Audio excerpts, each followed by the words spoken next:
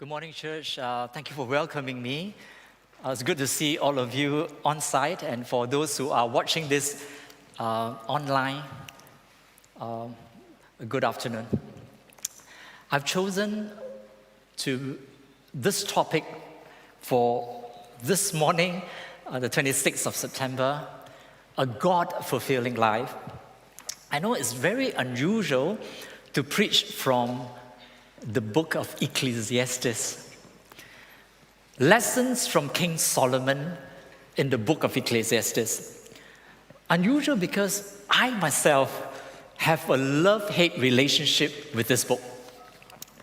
There are many things mentioned in Ecclesiastes, the observations, they're very interesting, very honest. I can relate to it. But the conclusions of Solomon, I find very troubling. So I don't know what to do with the book. Sometimes I will quote snippets from the book, but that's all I can do. So I've never really studied the book, and I've not preached from this book. Well, today you'll get one. Is the book of Ecclesiastes relevant? What is this love-hate relationship that I'm talking about? You know, some of these conclusions that you see on the slides is what I find troubling. Does it matter that we are wise? You know, wise people also end up bad. Bad things can happen. They do not necessarily have a good outcome. Do you have control over circumstances? Bad things happen to good people, and bad things may not happen to bad people. Does God really care? You want to work hard? For what? You want to live wisely? So what if you're wise? Achieve more? For who? Live well? Actually, who cares? These are some of Solomon's conclusions I find very troubling. Observations are honest and good.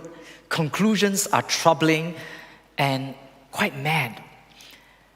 There is something missing. What is missing in this book? The ringing faith that you find in Hebrews is missing. The resounding hope of the gospel, that is missing.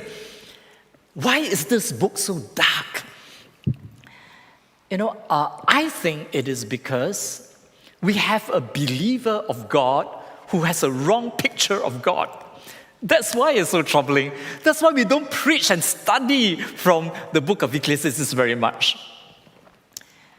The reason why this book is troubling is because the author of this book, and I believe is Solomon, view life from a limited perspective. I'll tell you what I mean. He views life from an earthly perspective. You will see the phrase right at the top of the box, life under the sun. You just read it. How many times you will see the word life under the sun? Earthly perspective. And there's another perspective. You will see this phrase, the few meaningless days of our life. That's from a temporal perspective. So from the left-hand side of the box, the observations are honest, real, and then we can relate to them. Because even from a limited perspective, they are valid observations, honest observations.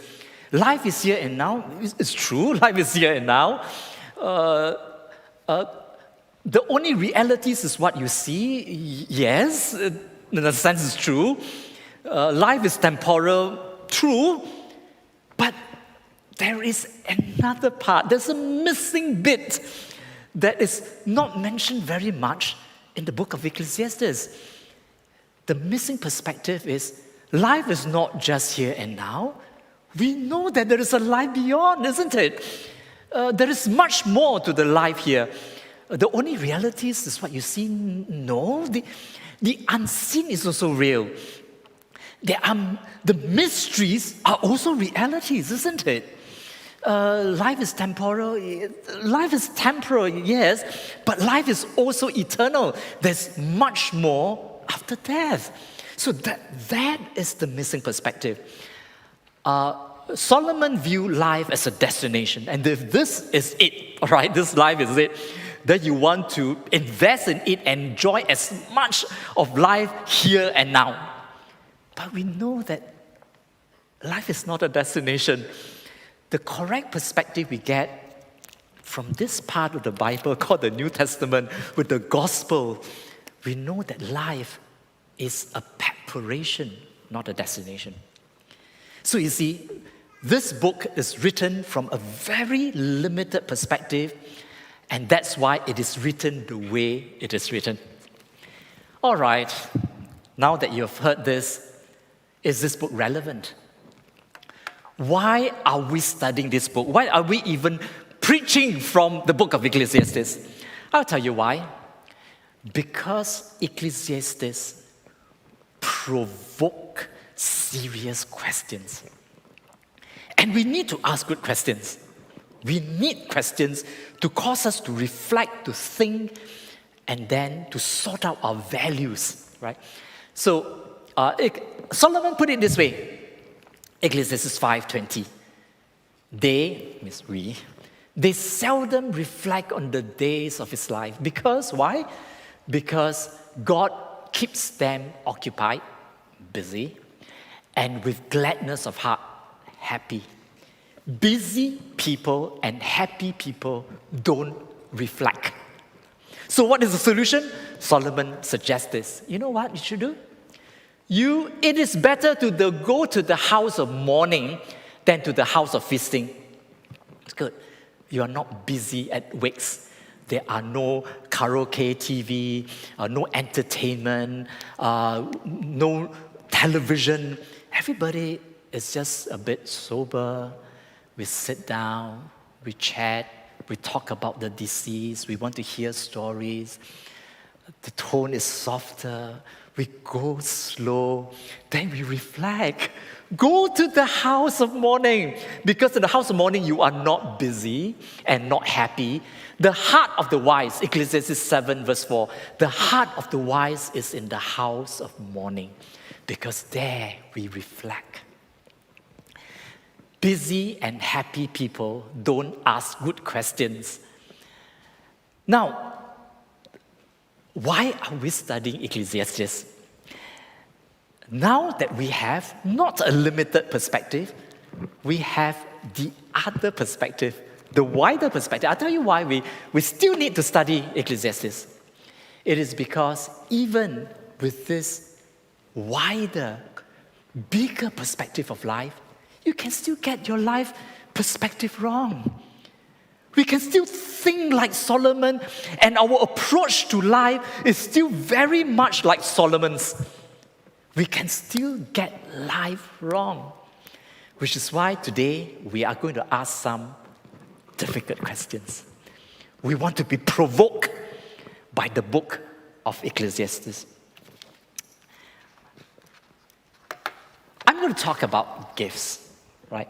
A large part of my sermon is about how do we view gifts? How do we deal with gifts? What happens if we don't have the gifts? Or what happens if the gifts is taken away from us? So let's start. The first thing about gifts is you got to know that gifts are gifts. Gifts are from God. Life is a gift. Everything that is bundled up with life is a gift. In fact, the ability to enjoy life is a gift. Look at James 1:17. Every good and perfect gift is from above. It comes down from the Father. John 3:27. A person can receive only, and he can only receive what is given to them from heaven. Ecclesiastes 2:26. To the person who pleases him, God gives. He will give wisdom and knowledge and happiness. Ecclesiastes 5:19. God gives. God gives someone wealth and possession, and not just that, the ability to enjoy them. Even the enjoyment of gift is a gift. Everything is a gift. to be happy with their toy, it is the gift of God. I want you to remember this because how we see life and gifts will affect how happy we are. Let's talk about the second part, all right? We just talk about gifts. Everything is from God. Let's talk about the other thing that God has given to us, needs. There is a hierarchy of needs, a need to eat and be filled, and there is a need to be loved. So it's a wide range of needs. I want to talk about two of the greatest needs we have.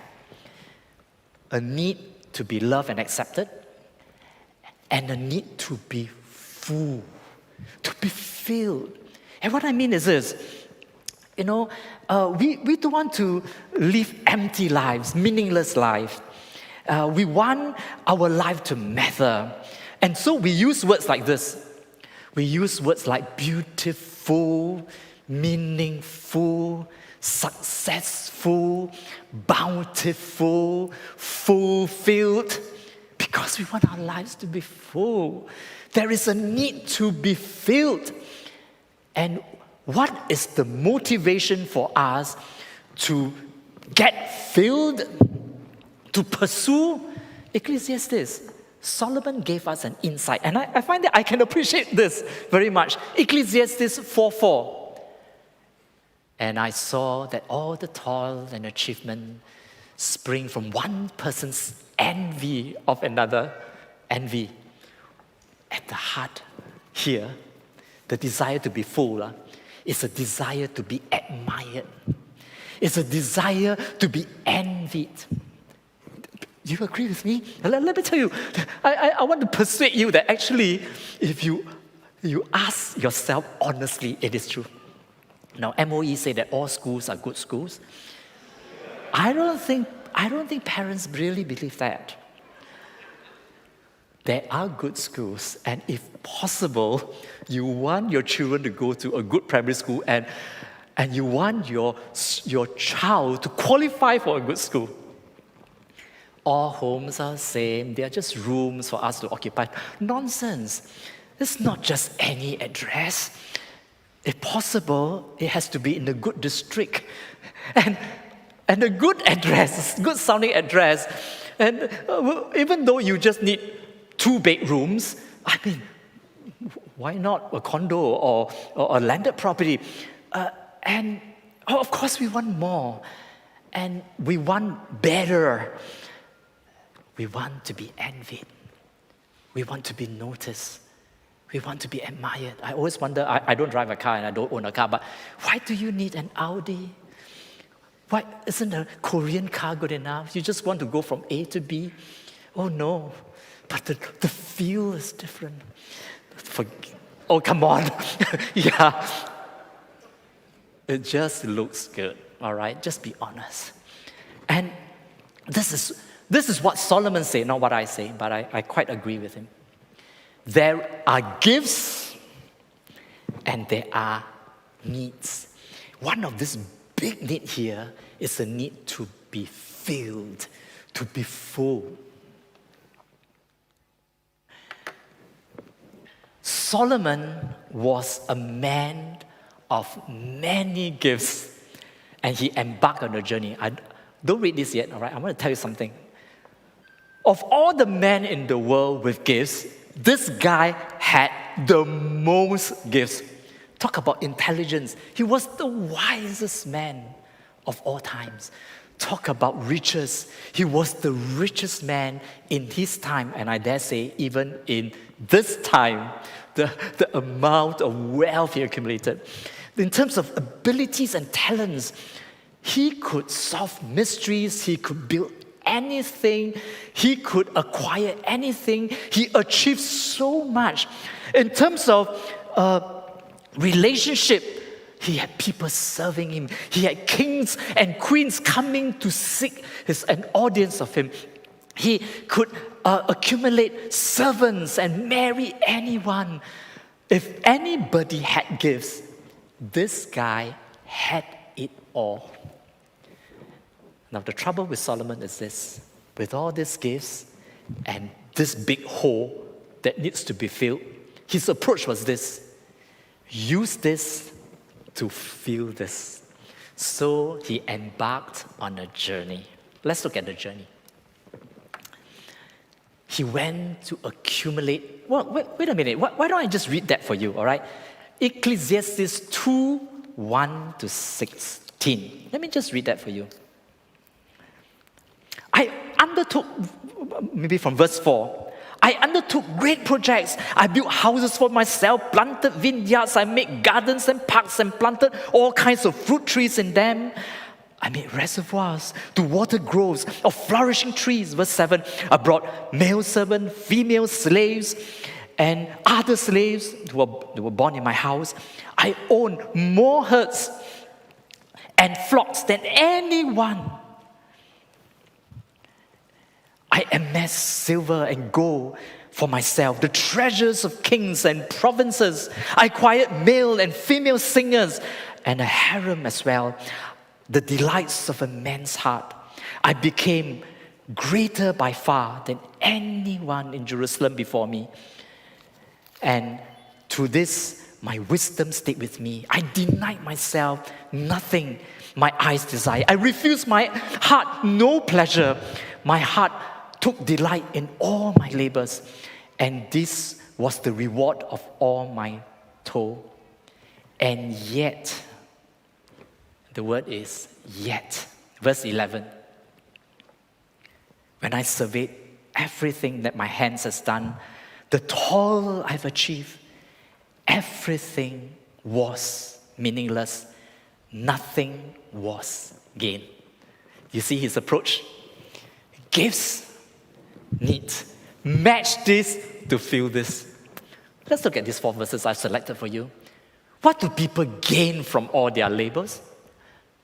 Chapter 2, verse 15. The fate of the fool will overtake me also. What then do I gain by being wise? Chapter 2, verse 11. When I surveyed all my hand had done, what I had gained to toil to achieve, nothing was gained. And chapter 5, verse 16. As everyone comes, so they will depart. And what do they gain since they toil for the wind? Now, I want to define the word gain for you, which is highlighted in maroon. The word gain in Hebrew is that which is left over. Let me explain what I mean. What is left over? What is left over is, after you have taken great delight in your Audi, your BMW 7 Series, and then as the car aged and the COE is expiring, and then you have sucked dry the pleasure by driving, to KL, 300 kmph per hour, and at the end of it, what is left over? A sumptuous meal, $300 per head, and you just enjoy it so much. At the end of the meal, you have used up the pleasure. What is left? You embark on the project, and something, you have achieved something. At the end of it, you have savored the joy of success. What is left over? What remains? What endures? It's like you put a plate of water, and in the morning, it's evaporated. It is like fireworks. This is what Solomon said. I denied myself nothing my eyes desired. I refused my heart no pleasure. My heart took delights in all my labor. So in work, in pleasure, in relationship, in anything. Yet when I surveyed all my hand had done, nothing was gained. Nothing continually filled me. It's all evaporated. It is like this. It is like fireworks. It appears quickly and it disappears suddenly. What is left over? That was the report of Solomon at the end of his journey. He wrote this report. Nothing is gain, meaning nothing is left over. Now, I know it's very depressing up to this stage of the sermon, but as I reminded you from the beginning, it is from a man with a very limited perspective, earthly perspective, temporal perspective, life under the sun. That's all I know. That's his perspective. That's why it's so depressing. Now, I will give you hope. Now, I know that is his conclusion, his report after the journey. He's telling us, friends, brothers, sisters, everybody, subjects, I have been there, I've taken this road. Don't take this road. Don't take this path. It will lead you to nowhere. It is not the road to take. It is a futile trip. Don't go there. The path to fulfillment, there is a path to fulfillment. You know who tell us what is this path to fulfillment? Actually, it came with Jesus, and you can find in this part of the book. I want to talk about 3 attitudes that you need to have a full life, a fulfilling life. Jesus promised it, but you must have these 3 attitudes. Now, God has given us a lot of gifts. We must look at this gift from the right perspective. So I will give you these 3 words. First, remember the word enjoyment. Enjoyment of gifts. 2, contentment. Contentment with your gifts. 3, acceptance. Acceptance of all the gifts. Let's start. The first attitude you should have. Now, this is in relation to gifts, right? The gifts here. The first attitude that you must have is enjoyment. Gifts are from God, and the gifts are His. A lot of unhappiness comes when we don't appreciate the fact that the gifts are His and the gifts are received. We think that we have worked for it and therefore we deserve it. And this is the attitude. The attitude is on the source of unhappiness, is the wrong attitude on the left-hand column. Money. Don't think that you have the right to demand more. I deserve more of this. Things. Don't feel that you are entitled to anything at all. Life. Don't think that just because you live such a righteous life and godly life and you serve God and you sacrifice so much that you deserve better. So you see, when you have the attitude like, I have the right, I'm entitled, I deserve, then it is, you don't see life as a gift, that everything is received. You see gifts as something that you work for and therefore I deserve it. That is the source of unhappiness. Ecclesiastes 2:24-25. This is the correct perspective. This is from the hand of God. For without Him, who can eat? Who can find enjoyment without Him? 1 Corinthians 6:17. God, it is God who richly provides us with everything and for our enjoyment. Even the enjoyment of gift is a gift. 1 Timothy 6:17. It is He, God, who richly gives us all things to enjoy. So the first attitude you have is, whatever you have, whatever is received, just enjoy it. Just receive it and enjoy it because it is a gift, right? The second attitude that you should have is this. Now this is still in relation to gifts. Contentment. Don't make a good thing the main thing. Solomon made that mistake.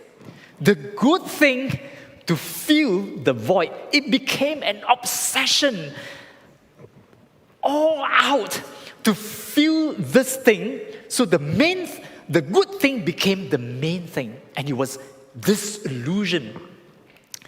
Now, let me elaborate a bit here. when we take a very good gift and we are obsessed to multiply, like for example, you have the entrepreneurial spirit. Making money is easy. You make a lot, and you keep on expanding to new businesses and do new things, and you expand and you want to have more. It's an obsession. You go overboard. And talent, some people have talents, and fame come quite easily. They have good looks, good voice, and they have good moves, and fame comes easily. Do you know that you can overdo it and you just cannot end? It's a pursuit to be satisfied, to be admired, to be popular, to be in more platforms, to be more popular, to go to more countries. You can overdo it. Actually, we can overdo a lot of things. Look at the right-hand side. Ecclesiastes 7:16. Solomon said this. You know what? You shouldn't be over-righteous too. You spiritual people here. You don't be over-wise, I tell you. It's going to destroy you. Paul told Timothy, you rich people here, I command you, don't put your hope in your wealth, even though you have a great ability to accumulate wealth and you have a lot. Don't put it there, all right? Don't be so zealous. God provides everything. It is God who gives you the ability to enjoy them. So don't go overboard. Don't over-invest in life.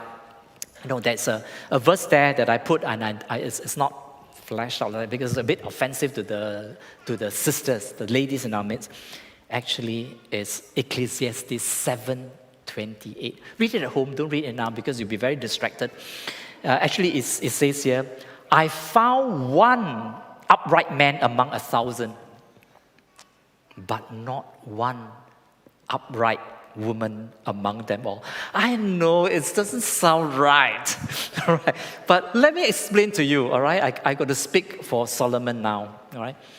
Now, see, Solomon really over-invested in life, right? In everything, he do it to the extreme, totally all out, including marriage. He looked for fulfillment in relationship. He looked for fulfillment in achievement and in building. In marriage also, he looked for fulfillment. So one wife, not so good. Take the second. Not rightly. Third, not quite like something is missing. The third, fourth, fifth, sixth. He then married again and again and again and again and again. How many wives did he marry? 1,000.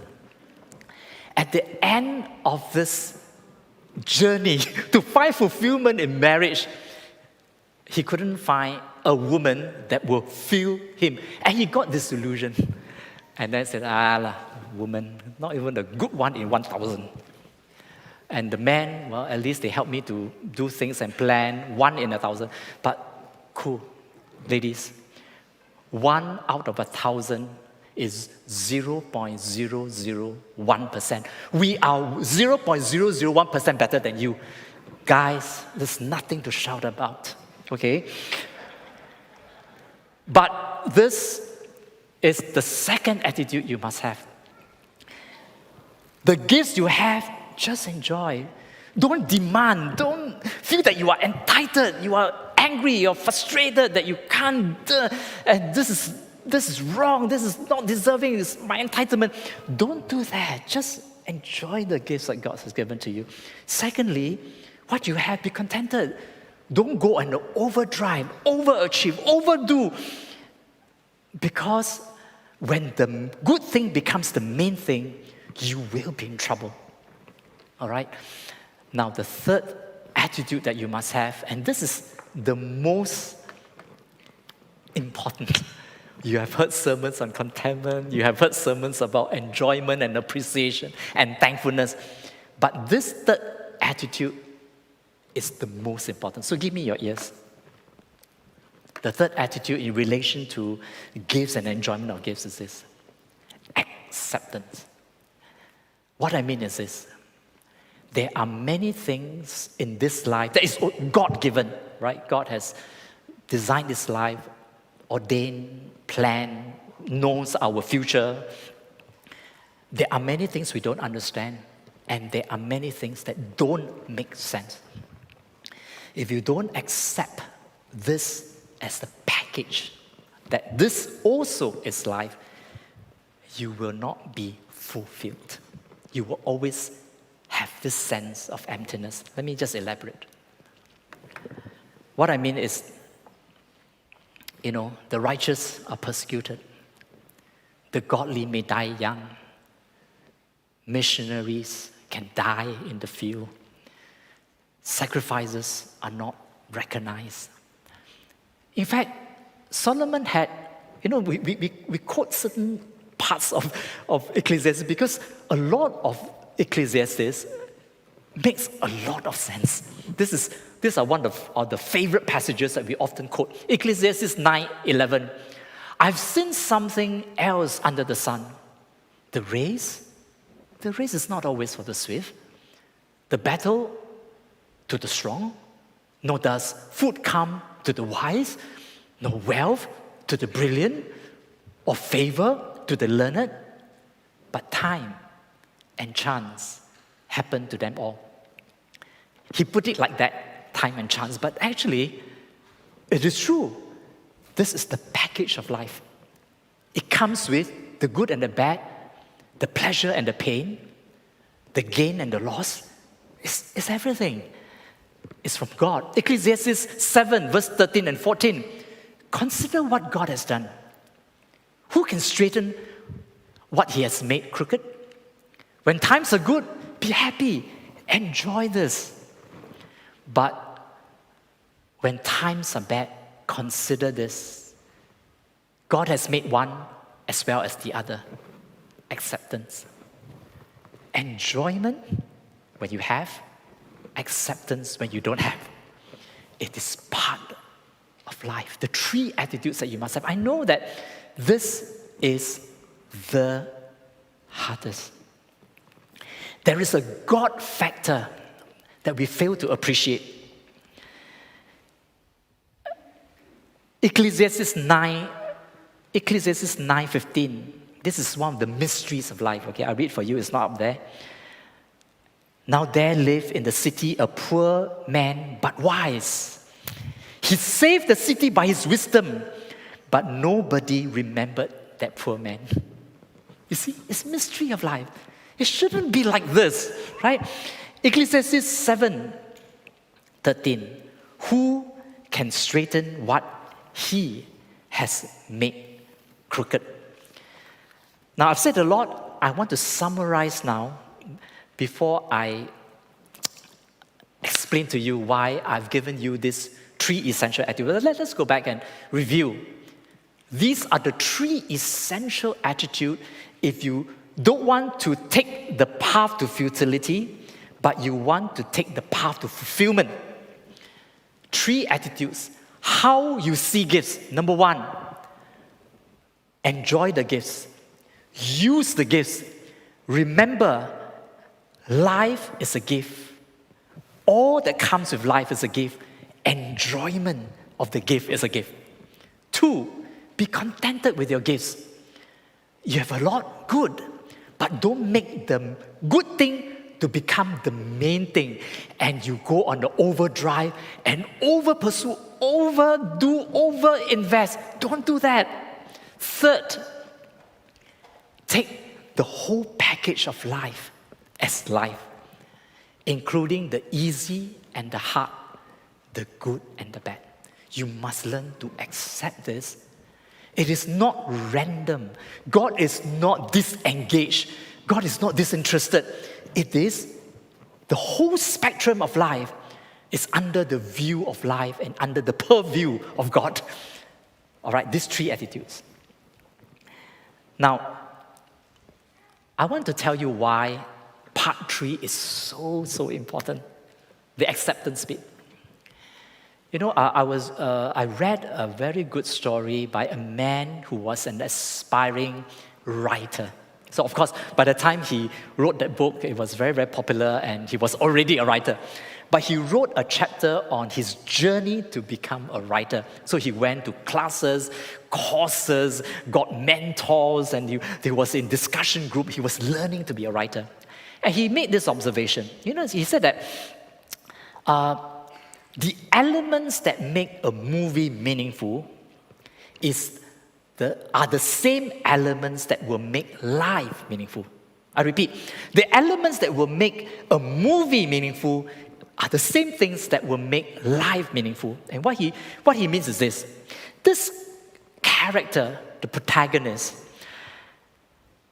this character got to face the greatest fear. This is the stuff of good stories. He has to face the greatest fear. So at some point in his life, he will have to confront confront this that is an impediment.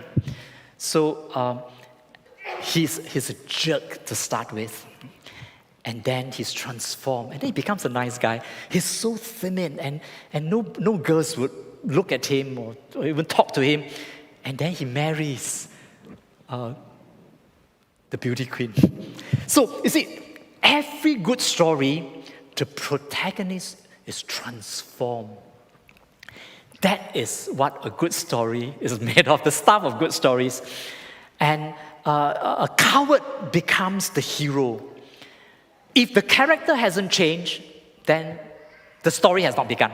So in the beginning, in the first 10 minutes of the show, this guy reports to work, and then he does his work, he goes back, get grocery, go home, cook the meal, go to bed, talk to the kids, and the story ends. Of course not. The story hasn't begun. The transformation hasn't happened. But the good stuff is in the middle part. The hard part, where there is the forging, the forming, the fire, the change, the struggle, is in the middle part. That's what God is doing for us now, or in us.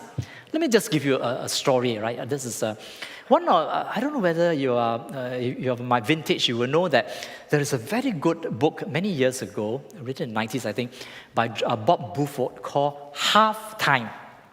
Heard of the book Halftime? Now, Bob Buford was a very successful businessman. He built a business empire. Of course, his son was going to be the successor of this business. He was a very rich man. The son will also be the sole inheritor of his estate. The son, Ross, was his only heir, only one child. He graduated from a very good university, and at 24, he went to a big city and joined an investment bank. Even at 24, he was making, I think, if I remember correctly, 120,000 USD. This is a lot of money for a very young man. So he was probably going to make it, right? Make it big, and then to succeed his father in this business. At 24, Ross drowned. So Bob Buford lost his only child. The body disappeared, and it was found 4 months after, 10 miles down the river.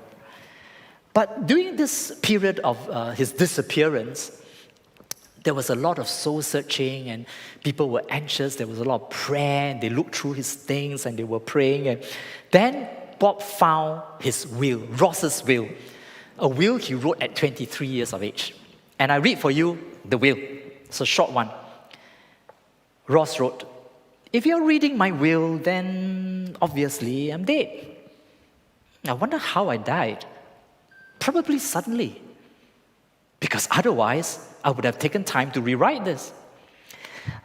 But even if I'm dead, I think one thing should be remembered, and that is that I had a great time along the way." At 24, I had a great time along the way. More importantly, it should be noted that I'm in a better place now. Bob Buford said that the disappearance of his son provided moments of insights into his life because he talked to people, talked to classmates, talked to his best friend, and everybody gave him information, and he knew more about his son in that 4 months of disappearance where they were just waiting. And this was his conclusion. This is what Bob Buford wrote. Okay. He, talking about his son Ross, was a splendid torch, vital, charismatic, magnetic, attractive, full of the attributes that all of us wish that we had in greater abundance. Ross used his gift to the full each day. He did not shortchange himself, although his days among us were so few. Ross's death, while tragic, was an inspiration to me to burn brightly. He was a brilliant torch. 2 weeks after the funeral, after the burial, Bob Buford said this in church. This was his prayer. God, you have given my life into my hands. I give it back to you. My time, my property, my life itself, I give it back to you. Go to the house of mourning. Busy and happy people don't reflect like this. In the house of mourning, Bob Buford suddenly not suddenly, but even more now than ever, realized that these are gifts. Thank you for this gift. My child, my only son is a gift, not an entitlement. I don't deserve a better life.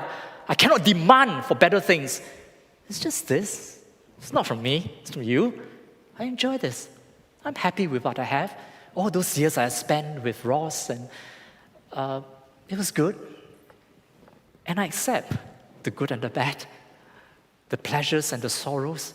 It's all a part of life. I give it back to you. I want to live for you, just as my son had in his 24 years.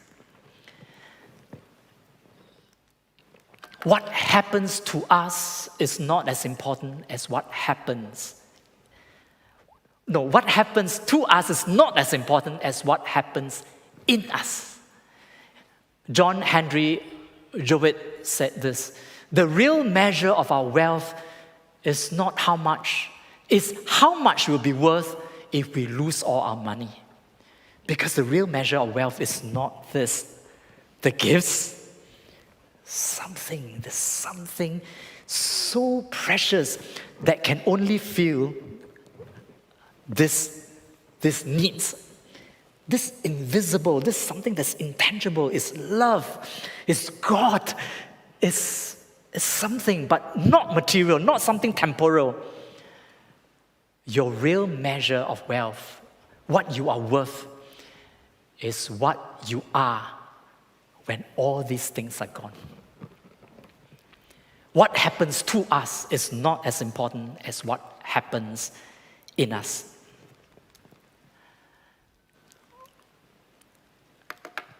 You know, many people feel very disillusioned with God because they take all these gifts and they are very unhappy with what they don't have that they think they deserve and they think that they should have.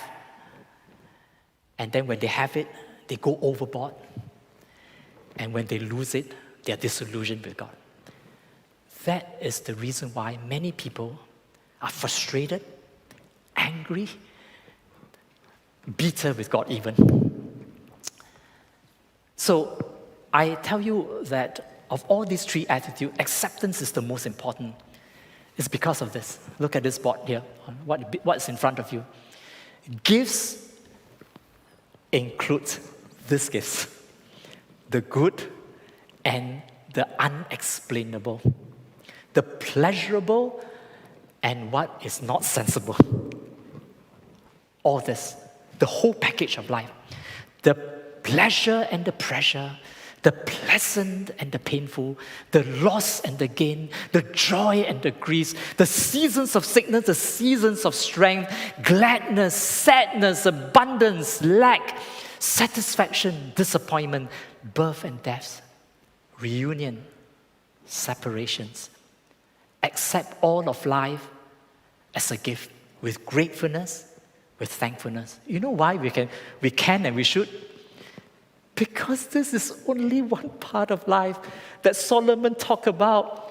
What about this part that was missing in a large part of this book when he wrote Ecclesiastes? These realities are the unseen realities. Life is preparation for this part. Life is not just a destination of here and now. That's why God is interested in giving us this bit, not just the good bit, but the unexplainable bit. He has made everything beautiful in His time. This part we read again and again. We have heard it preached before. There's a time to be born. There's a time to die, right? Joy of birth. The sadness of loss. A time to plant, a time to uproot. A time to kill, a time to heal. A time to tear down, a time to build. A time to weep, a time to laugh. A time to mourn, and a time to dance. To scatter stones, to gather them. To embrace, and to refrain from embracing. A time to search, a time to just give up. A time to keep, a time to throw away, a time to tear, a time to mend, a time to be silent, a time to speak, a time to love, a time to hate, a time for war, a time for peace. He has made everything both beautiful in His time. Do you believe that God can work out something beautiful in His time? The good and the bad, the pleasures and the pain. I say that this part of my sermon is the most important because acceptance doesn't come naturally, even for Christians. God is not disengaged. God is not disinterested. God is not cruel. He is involved. We always read Romans 8:28 and we don't remember Romans 8:29. Let's read them together. And we know that in all things God works for the good of those who love Him, who have been called according to His purpose. Verse 29, for those He foreknew, He predestined to be conformed to the image of His Son. That's the stuff of good stories, where we are like this, and then we become like this. He is involved in this transformation. And this transformation is a very important part. This is preparation time for eternity that will be splendid. This is preparation time. Now, I want to illustrate it this way. The part right below, I think we should read it too. I think that the author of Ecclesiastes, Solomon, did not make sense. He didn't have the insights yet. He didn't make sense of the unpredictable, unexplainable, inexplicable, intolerable parts of life. So because he didn't appreciate this part, he couldn't accept it, and his conclusion was wrong, or rather, a very incomplete picture of life. He believed in a God who didn't care. And of course, we know it's not true. It is not true. You want a fulfilling life? A fulfilling life is a life full of God. Things are given for enjoyment. Our gifts are to be employed for further enjoyment, because you multiply and you can have more, you can do better, right? I have come to give you life, Jesus said. And I have come to make it full. That you should have it to the full. And John 15:11 says, I've told you this so that my joy, and joy is from God too, love, joy, peace, that my joy will be in you, and this joy will be complete, full of God, full of Him, full of His joy, full of His love, full of Him. That is the secret to a fulfilling life, a God-fulfilling life, not a life full of gifts and things. I want to end with this beautiful story which I read. Now, of course, you all know that snowflakes, I keep on saying conflicts. It's snowflakes. Snowflakes are all different. You know that, right? We have read about it. We are all educated people. Somewhere we have heard some sermons on it. Not a single snowflake is alike. And there are 10 trillions of snowflakes. But there is something else that I learned that I didn't know until I was preparing for this sermon. This guy called Wilson Bentley is so interested in snowflakes that he would collect snowflakes from the plains, from the mountains, in bad weather, in good weather, in storm, in bright days, at night, in the daytime. He just collected all these snowflakes, put them into a plate. He would just have a microscope, photograph them, record his observation, put his comment, number them, write about the characteristics, and then he submitted the pictures to journals, and of course, so many journals use whatever he could sell and publish, even in very well-known journal. And in one of these works that he published, he used the word beautiful, beautiful 40 times in just one article. And he said this because he said, no, not yet, that the characteristic of these snowflakes bear the scar of the journey. You know what I mean? He means this. I've collected snowflakes from the plain to the mountain, good weather, bad weather, and I analyzed them. The snowflakes that are very complicated, like the one you see in the middle top, they will form in the worst of the weather. That means adversity, storm, nighttime, high altitude, and all that create more beautiful snowflakes. That one I didn't know, right? And those simple ones are maybe on the plain, on a good day, on a sunny day. And it's just very more ordinary, even though they are different. Now, I want to make a point here. And this is a point I want to make. If God takes such great care to create lovelier snowflakes, and all of us didn't know until this Wilson Bentley guy showed it to us. If God takes such great care to create lovelier snowflakes, do you think that God would be also very interested to create a lovelier you? Of course lah. We are people of such great worth, created in the image of God, who is going to live with Him forever. Of course, it must be part of this thing called life.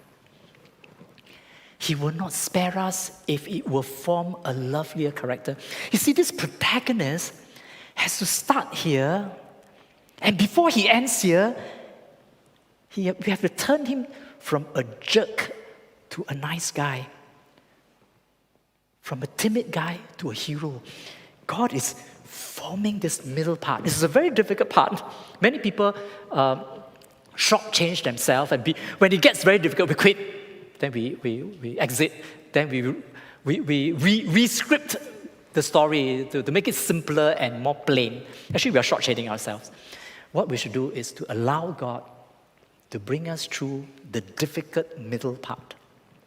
And at the end, this is the product, and we are ready to be unveiled. According to Hebrews, we will be unveiled, and there will be glory and rejoicing in heaven. Brothers and sisters, this is really my message. God is concerned about us, and He's very involved in our lives. God wants us to be full, to be filled, to be fulfilled. But not with things, not with these gifts. Gifts are for our enjoyment, not to be feeling this. A God-fulfilling life is to be filled with God. And you must enjoy these gifts. Use these gifts. 自由发挥. Enjoy, expand, contribute. Don't overdo it. Then when you lose it, when you don't have it, you accept it. And you know that God, even in this part, you're involved. You're interested. You're doing something. The protagonist is being transformed to conform to the image of God. So this is what God is doing. So you see, Ecclesiastes is a good book, provided you read it with the Gospels, because we need the good questions and the statements that are thought-provoking, and then we match it with the Gospel that, this is the other part that I know that Solomon missed. And I'm going to walk not the path to futility, but the path to fulfillment with God. Enjoy. Enjoyment, contentment, but more importantly, acceptance. This is all of life. A gift to you. Let's close in prayer. Father, thank you for blessing us with so much. I know that in this congregation, we can say that we have more gifts than most people in the whole world. The gift of literacy, a good education, a gift of a job to make money, the gift of health and youth and strength, the gift of spiritual gifts, the opportunity to use it in ministry, the gift of family, children, and the things that money can afford us to acquire. Thank you, God, mostly for the gift of love. Love received from our parents, love from our friends, and love from you. An unfailing love, an everlasting one, and the gift of eternity. It is promised, and we thank you so much, Jesus Christ, for making this possible. We will indeed have the best time in the time to come. Help us, Father, to see life from your point of view, to accept the gifts, whatever you give us. Some have much and others have less. We accept that. We will use it. We thank you for it. With a grateful heart, we say thank you. And when it is time for you to take them away, and there are setbacks and loss, God, help us. Give us grace. Give us the grace to live through that period. Because when I know, Lord, that like a snowflake that drops in the most adverse weather, when it falls to the ground for you to pick up, it will be the most beautiful product. And I pray, Father, that all of us will make you proud, because one day there will be that great unveiling and we will meet you. And we want you to look at us with pleasure, that it was a great work. So thank you, God. Give us the grace. Today, when we spend the rest of the afternoon on Sunday with our family and friends, I pray that in our quiet moments, you will speak to us. There's a lot that you want to say that I have not spoken today. Holy Spirit, only you can speak and address some of these things that need to be asked. So God, Holy Spirit, speak to us. Thank you for today. Thank you for your word. And I pray this in Jesus' name. Amen.